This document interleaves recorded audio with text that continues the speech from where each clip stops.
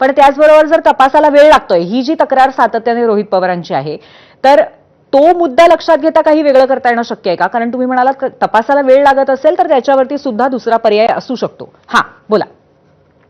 तपास हा ज्यावेळेस गुन्हा रजिस्टर होईल त्याच्यानंतर तपास होतो.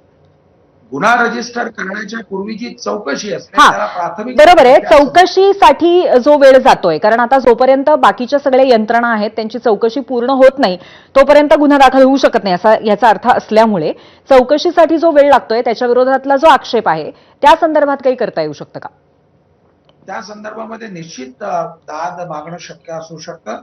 आदरणीय सर्वोच्च न्यायालयाच्या निकालपत्राप्रमाणे ही जी काही प्राथमिक चौकशी आहे त्याला कालबद्ध परिस्थितीमध्ये त्यांनी पूर्ण करणं आवश्यक आहे. हं, हं. समजा जर का एखाद्या पोलिसांमधल्या एखाद्या व्यक्तीला जर अजून वेळ पाहिजे असेल प्राथमिक चौकशी करायला, हं. तर वरिष्ठांकडून त्याची पूर्व परवानगी घेणं त्यांना अपेक्षित असतं. बरं, आणि मग या प्रकारची आलेला जर तक्रार अर्ज जर असेल तर त्या तक्रार अर्जावरती ही प्राथमिक चौकशी होते आणि मग प्राथमिक चौकशीमध्ये ज्यावेळेस लक्षात येतं की सकृत दर्शनी दखलपात्र गुन्हा आहे, ज्यावेळेस तो गंभीर आहे असा गुन्हा बरोबर. असं वाटतं, हां, त्यावेळेस त्याचा FIR मध्ये रूपांतर करणं, बरोबर आहे. FIR म्हणजे मध्ये नोंद करणं आणि मग तपास करायचा. बरोबर आहे. त्यामुळे गुन्हा दखलपात्र असणं ही सुद्धा एक अत्यंत महत्वाची इथे कुठेतरी अट आहे किंवा निकष आहे असं म्हणूया.